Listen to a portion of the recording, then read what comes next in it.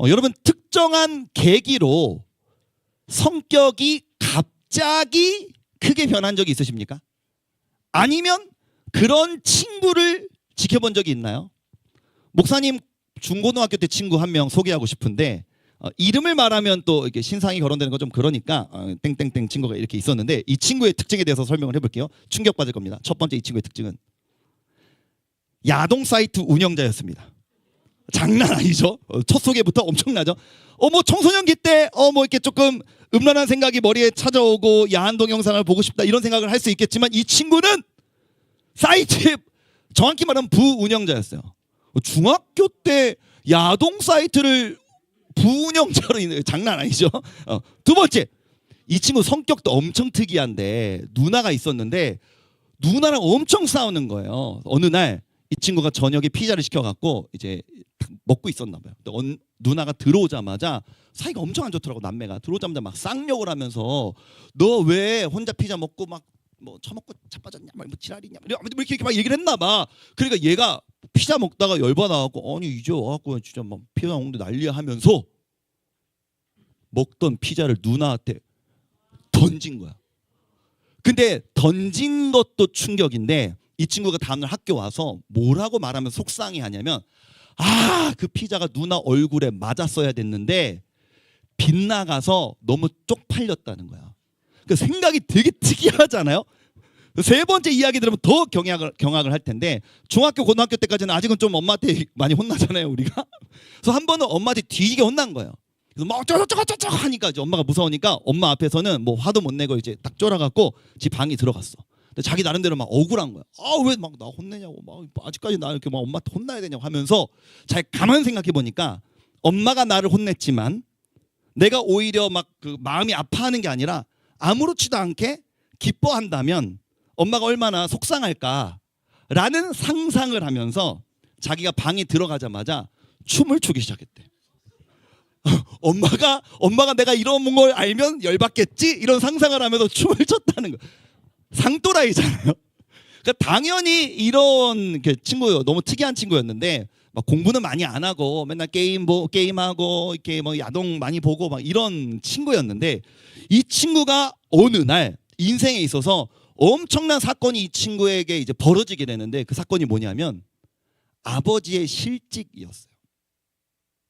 이 친구가 중3 때 아버지가 실직을 하셨는데 우리나라에서 가장이 실직을 한다는 건 너무나 가정에 큰 일이잖아요. 그러니까 아빠가 집에 너무 말하기가 미안해서 말하지 못하고 아빠 출근하고 온다 하고 동네를 배회하다가 퇴근하곤 한다는 사실을 얘가 알게 된 거야. 그래서 너무 충격을 받았어요. 그 친구 아버지는 학벌도 높고 공부도 잘하셨고 대기업에 되게 이렇게 뛰어난 분이셨거든요. 너무 놀란 거예요. 늘 나는 아버지가 자랑스러웠거든. 우리 아버지는 공부도 잘하셨고 좋은 대학 나오셨고 대기업에 우리 집도 좀 여유로운 편이고 그런 생각을 늘 갖고 있었는데 갑자기 아버지가 실직을 하시니까 이 친구가 두 가지 면에서 충격을 받았는데 우리 아빠가 이렇게 힘든데 첫 번째로 내가 정신 차려야지 이런 생각을 했고요. 두 번째로는 우리 아빠가 이렇게 공부를 열심히 하고 좋은 기업에 취직했는데도 이렇게 일찍 실직이 되는 시대라면 난 죽어라 열심히 더 해야 되는 거구나 이런 생각을 갖게 된 거예요. 그래서 중3 때 이런 충격을 받으면서 갑자기 애가 게임도 끊고 야동도 끊고 공부를 겁나 하기 시작하는 거야. 그러니까 목사님은 늘 공부를 안 하진 않았지만 그냥 잔잔하게 그냥 막 억지로 그냥 엄마한테 혼날까 봐 이렇게 좀 해갖고 그냥 조금 하는 편이었거든요. 근데 그 친구는 못하다가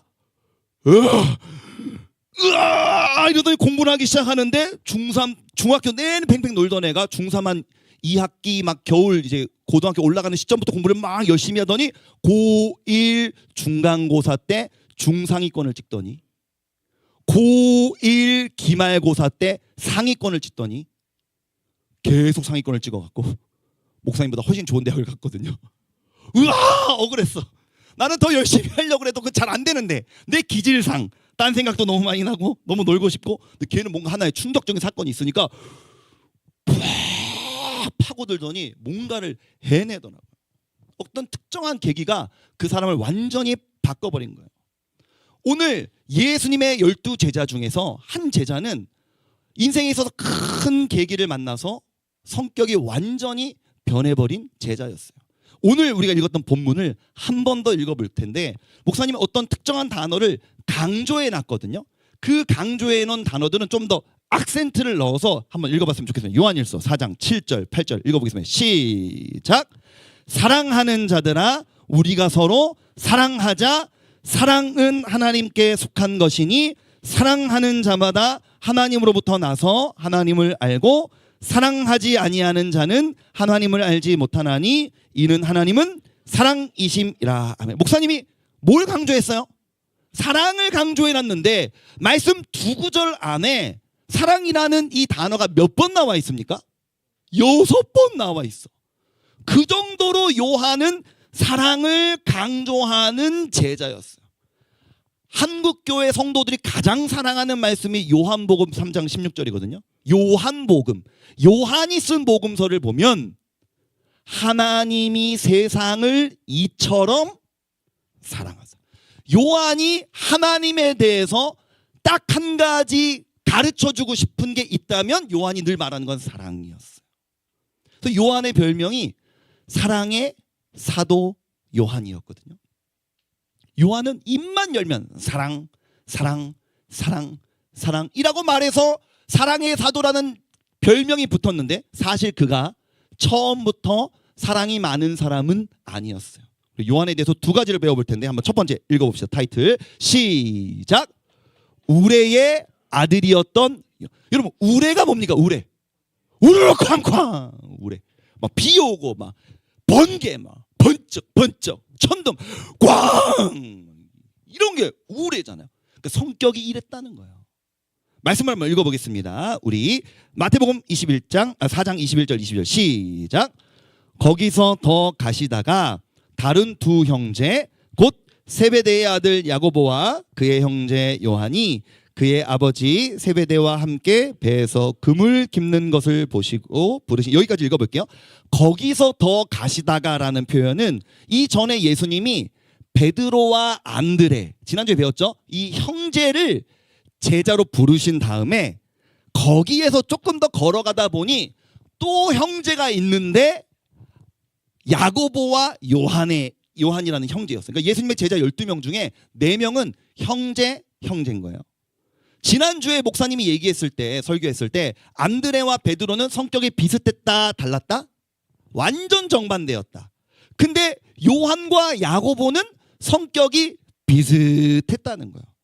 어떻게 비슷했냐면 이 둘을 향해서 예수님이 별명을 하나 지어주시는데 마가복음 3장 17절 읽어보겠습니다. 노란색 글씨만 한번 읽어볼게요. 시작. 보아너게 곧 우레의 아들이란 이름을 더한. 예수님이 별명을 지어주셨는데 그 별명이 뭐냐면 야 니네는 진짜 우레의 아들 같다. 그러니까 성격이 어떻다는 거예요? 좋다는 거예요? 약간 그지 같다는 거예요? 성격이 그지 같다는 거야. 막 우라 캉캉 막 으아 화를 잘 내는 성격이었나 봐. 이런 어떤 사건이 있었는데 어떤 사건이냐면 넘겨주시면 이 이스라엘 백성들이 살았던 이 팔레스틴 지도를 보면 우리나라는 위에가 경기도, 충청도, 전라도 이렇게 되어 있잖아요. 순서가. 그런 것처럼 갈릴리, 사마리아, 유대 지역이 이렇게 있었는데 이스라엘 백성들은 주로 갈릴리와 유대 지방에 살았어요.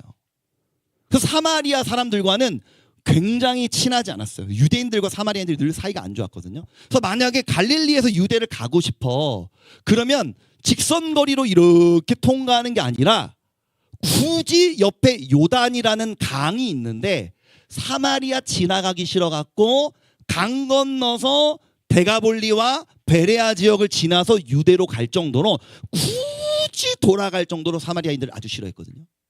어느 날 예수님께서 근데 예수님은 내가 오늘은 사마리아를 좀 통과해야겠다 라고 하면서 갈릴리에서 사마리아를 통과하면서 유대를 향해 가시던 날이었어요. 유대인들이 사마리아인들을 싫어했기 때문에 사마리아인들도 유대인들을 싫어했거든요. 어느 정도로 싫어했냐면 역사적 문헌들을 보면 유대인들이 집단적으로 사마리아를 지나가다 보면 사마리아인들이 어디 유대인들이 여기 지나가 하면서 우르르 몰려와서 집단 구타를 당하던 때도 많았다. 그런 기록이 있을 정도로 서로 사이가 안 좋았단 말이에요. 그런 상황에서 어느 날 누가복음 9장 54절 읽어봅시다. 시작. 제자 야고보와 요한이 이를 보고 이르되 주여 우리가 불을 명하여 하늘로부터 내려 저들을 멸하라 하기를 원하시나이까. 아멘. 이게 무슨 말이냐면 예수님과 제자들이 우르르르르 한 10명이 넘게 있으니까 이제 걸어가고 있었어요. 걸어가고 있는데 사마리아인들이 딱 보니까 유대인이네.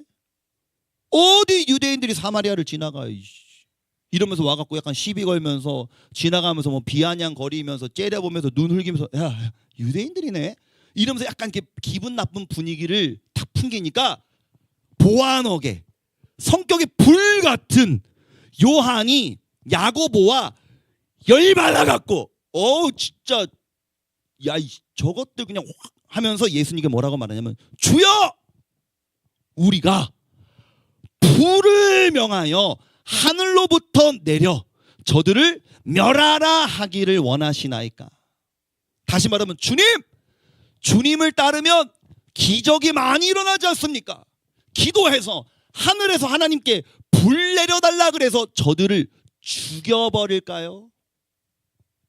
죽이고 싶다는 거죠. 어디 사마리아인들이 우리 예수님한테 함부로 하고 있어. 죽여버릴까?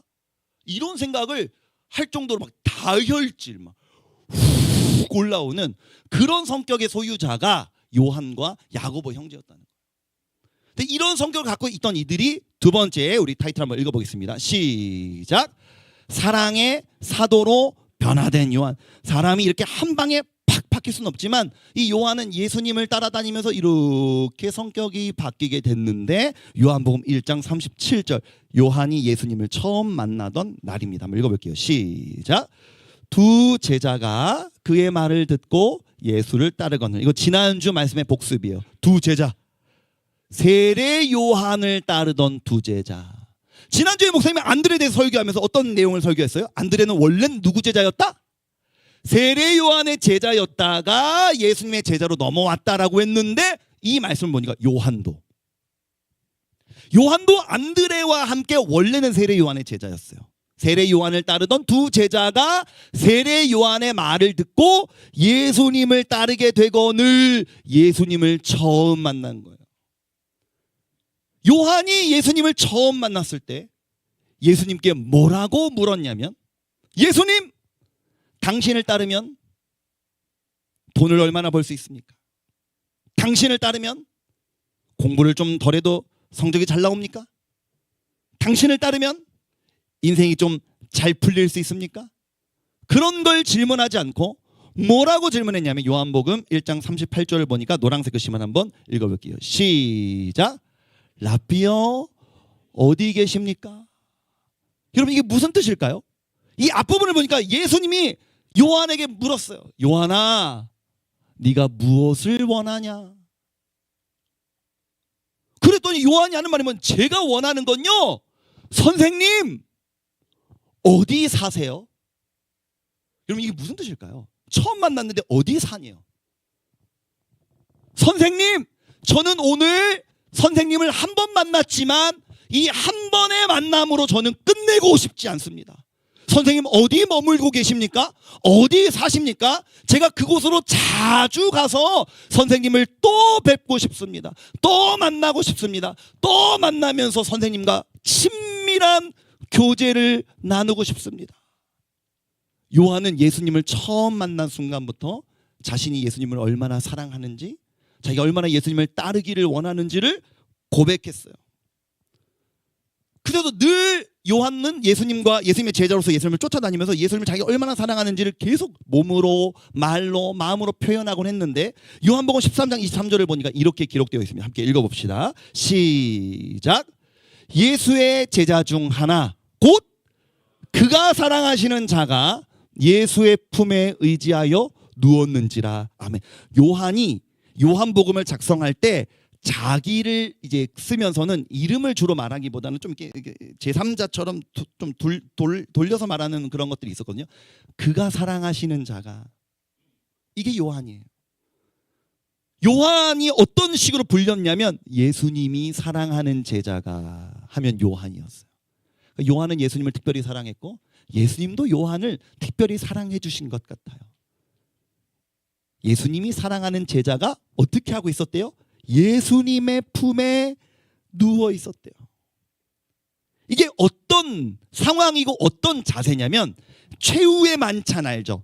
예수님이 십자가에 못 박히시기 전날 밤에 제자들과 식사했던 최후의 만찬을 우리는 이렇게 알고 있으나 이 그림은 사실은 성경적으로 보면 잘못된 그림이에요. 우리가 알고 있는 예수님에 대한 이미지, 그런 이스라엘의 그런 풍경 이런 것들은 대부분 복음이 유럽과 미국을 거쳐 우리나라로 오다 보니까 미국식 그림이 우리에게 굉장히 익숙해져 있는데 유럽이나 미국풍이 이 서양풍이 그러나 전혀 이건 유대인들의 어떤 문화와는 맞지 않고 다음 장 보시면 사실은 이런 문화였어요. 식탁에 앉아서 이렇게 먹는 문화가 아니었고 유대인들은 약간 기대에 앉아갖고 거의 눕다시피 해서 이렇게 먹던 문화였단 말이에요. 그래서 이렇게 앉아 있을 때 서로 조금만 옆으로 하면 기대에 있을 수 있는 그런 식사 문화를 갖고 있었기 때문에 요한은 늘 식사할 때마다 여기 내 자리, 여기 내 자리 하면서 예수님 옆자리는 여기 내 자리, 여기 내 자리 하면서 꼭 예수님 옆에 와갖고 같이 식사 가까이서 하면서 예수님한테 조금이라도 이렇게 기대고 있으려고. 저도 안내 서다 보면 우리 친구들 들어올 때 막 등도 토닥토닥하고 막 남자애들은 어깨 동무도 이렇게 세게 하고 하잖아요. 그 좋아하고 사랑하면 스킨십 하고 싶고 이게 토닥토닥 하고 싶고 한 주 동안 잘 지냈냐고 얘기하고 싶고 그러잖아요.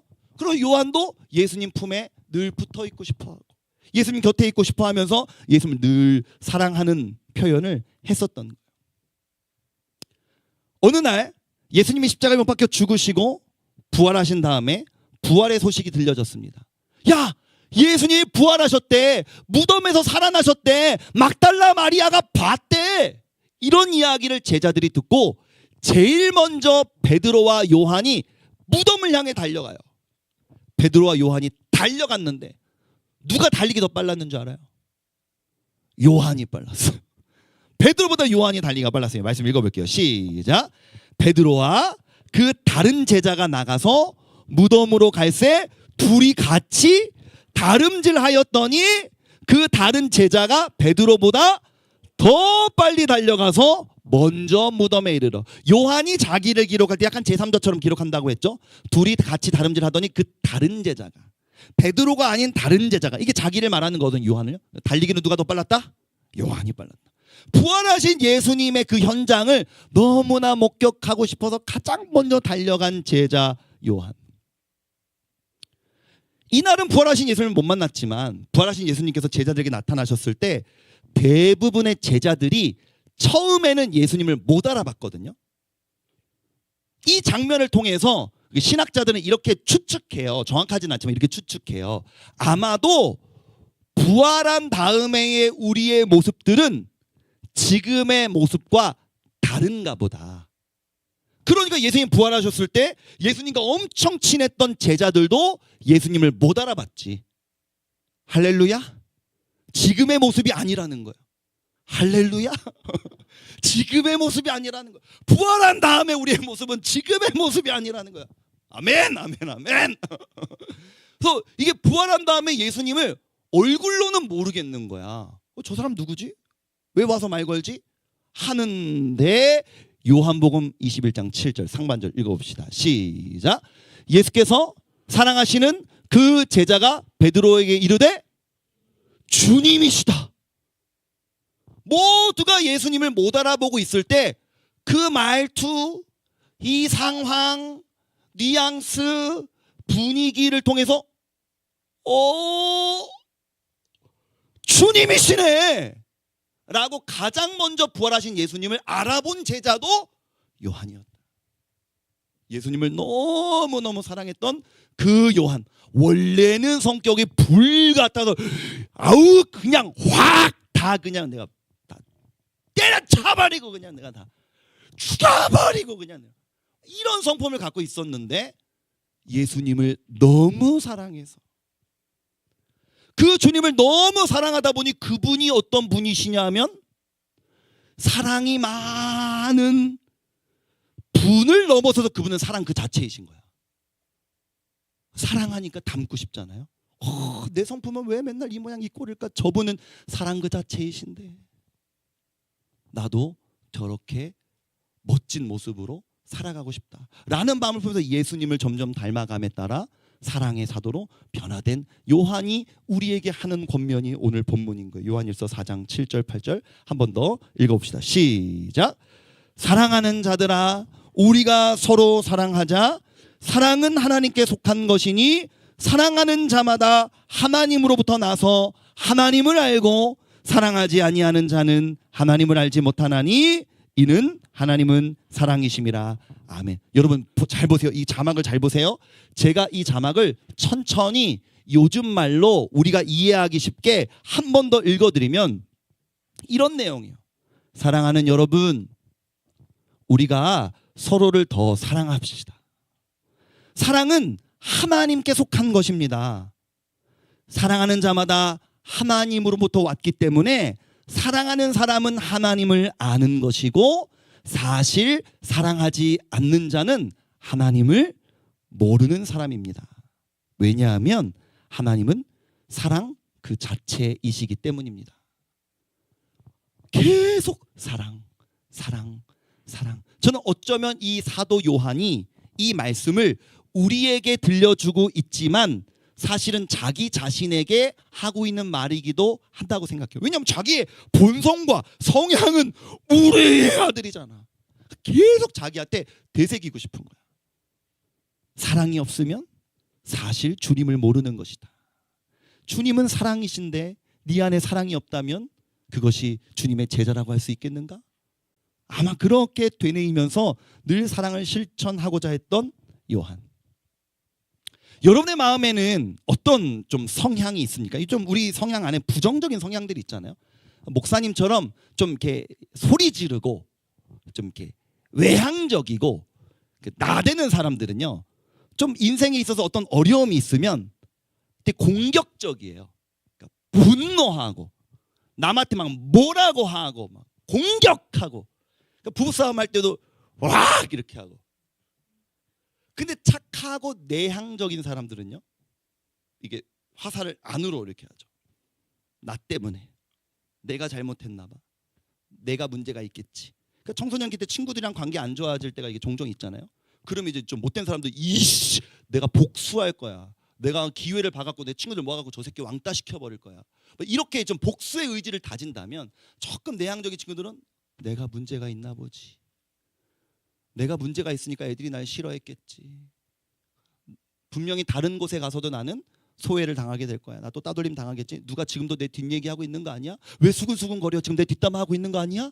이런 감정들이 쌓이면 이런 감정들이 약간 우울로 이어지게 돼 있어요. 여러분 안에 보아너게와 같은 분노의 마음이 있습니까? 아니면 우울의 마음이 있습니까? 이런 마음들을 우리가 떠나가게 하기 위해서 우리에게 필요한 건 뭐냐면, 이게 떠나보내야 돼, 떠나보내야 돼, 떠나보내야 돼 한다고 해서 이게 떠나지는 게 아니잖아요. 주님을 더 사랑하십시오. 우리의 마음이 주님을 더 닮길 원합니다. 사랑 그 자체이신 예수님을 사랑하여서 예수님을 닮아 우리 안에 사랑이 가득 채워질 때 우리 안에 있는 부정적인 성향들이 떠나가게 되는 역사가 있게 될 줄로 믿습니다. 주님을 너무 사랑해서 평생도록 주님 옆에 있으려고 이렇게 비집고 주님 옆에 늘 앉으려고 애쓰면서 주님을 닮아 사랑의 사도로 변화된 요한. 마지막 본문, 예수님께서 십자가에 못 박히시는 그날에 예수님께서 이렇게 이야기합니다. 19장 26절 노란색 시만 읽어볼게요. 시작. 여자여 보소서 아들이니이다. 이게 예수님이 지금 못 박히실 때 손을 못 움직이시잖아요. 그러니까 제가 생각할 땐 턱짓이나 눈짓 정도는 하셨을 것 같아요. 그 마리아의 입장에선 내 아들 지금 피떡이 돼갖고 못 박히고 지금 매 맞고 그러고 있잖아요. 그 마리아에게 예수님이 말씀하신 거예요. 여자여 보소서, 제가 턱짓이나 눈짓, 아들입니다. 요한을 향해서 한 말이에요. 어머니 보십시오. 이제부터는 요한을 아들이라고 생각하십시오. 그리고 요한을 보면서 이렇게 말했어요. 노란색 글씨 시작. 보라 네 어머니라. 요한아, 이제부터 내 어머니가 너의 어머니다. 그때부터 요한이 마리아를 자기 집에 모셨더라.